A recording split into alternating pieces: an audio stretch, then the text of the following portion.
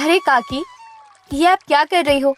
देखो ना, आपके कपड़ों से निकला हुआ सारा गंदा पानी और मेल इस नदी में जा रहा है। और आप जानती हो कि हम इसी नदी का पानी पीते हैं। इससे आप और हम बीमार हो सकते हैं। हमारी जिम्मेदारी बनती है, जब ये नदी हमारे इतना काम आ रही है तो हम इसे साफ रखें। तेरी बड़ी कैंची की तरह जुबान चल रही है। तुझे इतना भी नहीं सिखाया गया अपने से बड़ों से कैसे बात करते हैं। कल की लड़की तू हमें सिखाएगी कि यहाँ किस तरीके से रहना जीना है। जब से मैं इस गांव में ब्याह के आई हूँ, मैं इसी तरह कपड़े धोया करती हूँ। चल चल अपना काम कर। आई बड़ी ज्ञान देने वाली। काकी, आप बुरा क्यों मानती हो? राधिका सही तो कह रही है। अगर हम इस नदी को साफ सुथरा नहीं रखेंगे तो ये जल्द ही सूख जाएगी और हम पानी के एक एक बूंद के लिए मोहताज हो जाएंगे। इस नदी की सुरक्षा हमारी जिम्मेदारी है। अरे तू जा रही है या नहीं? 4 क्लास क्या पढ़ गई हो?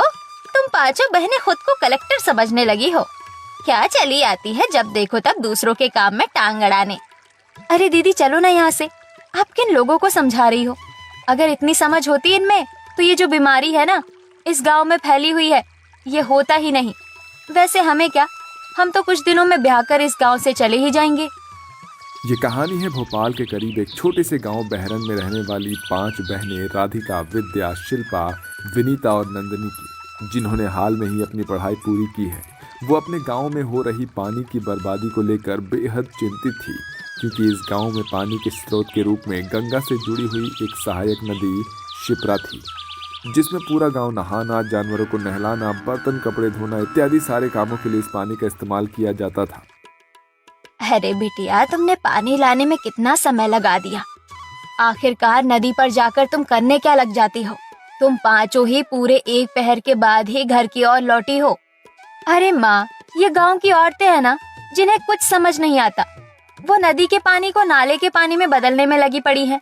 यहाँ तक कि वो उस नदी के अंदर अपने गंदे बर्तन, कपड़े, यहाँ तक कि घर का कचरा भी बहा देती हैं। नंदिनी की बातें सुनकर सभी हंसने लगते हैं। अब तुम्हारे हंसी ठिठोली के दिन नहीं रहे। तुम बड़ी हो चुकी हो और बड़ों की तरह व्यवहार किया करो।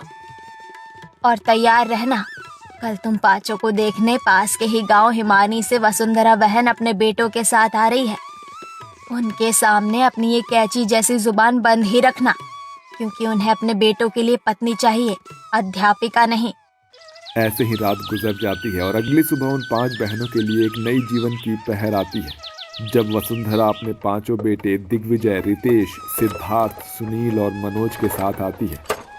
आइए आइए बहन जी, आपका हमारी इस छोटी सी कुटिया में स्वागत है। अरे भाई साहब, कैसी बात कर रहे हो? ये प्यार से बसाया गया घर है और घर तो इसमें रहने वाले लोगों से बड़ा होता है, आकार से नहीं। चलिए, हमारे बेटे भी आपकी बेटियों को देख लें। आप उन्हें बुला दीजिए, मैं अभी उन्हें लेकर आती हूँ। 5 बहनें हाथ में नाश्ता लेकर वसुंधरा के पास आती हैं। भाई साहब, आपकी पांचों बेटी नैन नक्श से तो काफी सुंदर है और मैंने सुना है पढ़ी लिखी भी है। मुझे अपने घर को संभालने के लिए ऐसी ही लड़कियों की तलाश थी। मुझे आपकी बेटी पसंद है। क्या आपका भी ख्याल मेरे बेटों को देखकर यही है? जी जी बिल्कुल, हमारा भी ख्याल यही है। मुझे लगता है कि आपके घर में मेरी बेटियां खुश रहेंगी और आपको कभी भी किसी चीज की शिकायत का मौका नहीं देंगी। मुझे भी ये रिश्ता मंजूर है। वसुंधरा का परिवार भी धर्मेंद्र के परिवार की तरह ही एक गरीब परिवार था, जो अपने जीवन यापन के लिए मजदूरी पर निर्भर था। उसके 5 बेटे पास के ही खेतों में खेती और अन्य बेटे कारखाने में मजदूरी का काम किया करते थे। आने वाले कुछ समय में गोदावरी की 5 बेटियों की शादी वसुंधरा के 5 बेटों से हो जाती है और वो ब्याह कर अपने ससुराल आ जाती हैं। आज हम सबकी पहली रसोई है, इसलिए हम कुछ अच्छा सा बनाते हैं। पहले मीठा बना लेते हैं। क्यों ना हम खीर या हलवा बनाएं? हाँ दीदी, उसके बाद हम कल ही अपने गांव से लाई हुई कच्ची हरी सब्जियां, लौकी और तोरी की तरकारी बना देंगे। 5 बहनें जैसे ही किचन में जाती हैं तो वो देखती हैं कि मटकों में पानी नहीं है और विद्या आकर अपनी सास वसुंधरा से कहती है, माँ जी, घर में तो पानी की एक बूंद भी नहीं है। आप लोग पानी की व्यवस्था कहाँ से करते हैं? आप मुझे बताइए, हम जाकर मटके में पानी भर लाते हैं। अरे नहीं बहू, कल ही तुम इस घर में आई हो, पानी मैं लेकर आती हूँ। तुम यहीं रुको। नहीं माँ जी, आप कष्ट मत कीजिए। अब आपको इन सब के लिए परेशान होने की कोई जरूरत नहीं है। हम है ना, हम पानी ले आएंगे। आप बस हमें बता दीजिए कि हमें कैसे जाना है। हमारे गांव में पानी के लिए केवल एक कुआं है, जहाँ से पूरा गांव पानी भरता है। वो एकमात्र स्रोत है जहाँ पानी के लिए, जो तुम्हें घर से निकलते ही थोड़ी दूर पर मिल जाएगा। कुछ औरतें तुम्हें पानी भरते हुए भी दिख जाएंगी। जी माँ जी। विद्या और राधिका दोनों ही मटके उठाकर घर से निकल जाती हैं और कुछ दूरी पर जाकर देखती हैं कि वहाँ पर कुछ औरतें पानी भरने के लिए बर्तन लेकर खड़ी हैं। दोनों भी उसी ओर चली जाती हैं। क्या हुआ? आप लोग इस तरह क्यों मायूस होकर खड़े हैं? आप सभी पानी क्यों नहीं भर रहे हो? अरे बेटिया, पानी तो हम तब भरेंगे जब कुएं में पानी बचेगा। ये कुआं सूखता जा रहा है। दिन पर दिन मानो इसमें बेहद थोड़ा पानी बचा है। कुछ भी एक मटका ले जाओ, जिससे तुम्हारा गुजारा हो जाए। मुझे तो समझ ही नहीं आता कि जब इस कुएं का पानी खत्म हो जाएगा तो ये गांव किस तरह जीवित रह पाएगा। दोनों बहनें अपने अपने मटके में थोड़ा थोड़ा पानी लेकर घर की तरफ लौट आती हैं और आकर ये बातें अपनी बहनों को बताती हैं। सोचा था मायके में पानी को लेकर बेहद परेशानी है, लेकिन ससुराल में तो कम से कम इस परेशानी से छुटकारा मिलेगा। लेकिन देखो, यहाँ तो उससे भी बड़ी मुसीबत है। कम से कम हमारे गांव में पानी तो था। अब हम लोग करे तो करे क्या? अब इस 2 मटके के पानी से तो हमारा गुजारा हो नहीं पाएगा। सभी बहनें मिलकर उन 2 मटके पानी से 3-4 दिन तक गुजारा कर लेती हैं और आखिर में कुएं का पानी पूरी तरह से सूख चुका था। पूरा गांव पानी की एक एक बूंद के लिए तरस रहा था। कहीं भी पानी की एक बूंद नहीं बचती है। प्यास के मारे मेरा गला सूखा जा रहा है और घर में पानी की एक बूंद तक नहीं बची। इस तरह तो हम और ये पूरा गांव पानी के लिए तरसते हुए ही मर जाएगा। जब मैं बहुत छोटा था तो मैंने अपनी दादी माँ से इस गांव में छुपी एक नदी के बारे में सुना था, लेकिन आज तक किसी को भी वो नदी नहीं मिली। लेकिन दादी माँ कहती थी कि वो नदी यहाँ मौजूद है। क्यों ना हम लोग उस नदी को ढूंढने चलें। डूबते हुए को तिनके का सहारा ही बहुत होता है। वैसे भी हम बिना पानी के मर ही रहे हैं, तो क्यों ना आखिरी कोशिश कर ही ली जाए। और हम चलते हैं। 5 बहुएं अपने पतियों के साथ जंगल की ओर नदी को ढूंढने के लिए निकल जाती हैं। काफी ढूंढने के बाद भी उन्हें नदी कहीं पर भी नजर नहीं आती। थक कर वो एक पेड़ के नीचे बैठ जाते हैं। इतना ढूंढने के बाद भी हमें नदी का नामो निशान नहीं मिला। लगता है कि इस गांव में कोई भी नदी नहीं है। वो केवल दादी माँ की एक कहानी थी। हम सब वापस चलते हैं। घर पर माँ हमारा इंतजार कर रही होगी। 1 मिनट, क्या तुम सबको पानी की आवाज आ रही है? चलो उस ओर। मुझे लग रहा है नदी इस ओर है। थोड़ा और ढूंढने पर और उस पानी की आवाज़ का पीछा करते हुए आखिरकार वो लोग जंगल से थोड़ी दूरी पर उस नदी के पास पहुंच जाते हैं। वो काफ़ी बड़ी नदी थी, मानो उसका क्षेत्रफल इस गांव के क्षेत्रफल से कई गुना ज़्यादा था। उसका पानी मोतियों की तरह चमक रहा था। इसका मतलब दादी माँ बिल्कुल ठीक कह रही थी। यहाँ तो सच में काफ़ी बड़ी नदी है। इस नदी से तो ये पूरा गाँव अपनी कई पीढ़ियों तक आराम से पानी ले सकता है। चलो ये खुशखबरी पूरे गाँव वालों को सुनाते हैं। 5 बहुएं जल्दी से अपना अपना मटका भरकर गांव की तरफ लौट आती है और ये खुशखबरी गांव वालों को सुनाती है। ये तो तुमने बहुत बड़ी खुशखबरी दी है। मानो पूरे गांव में फिर से प्राण आ गए हैं।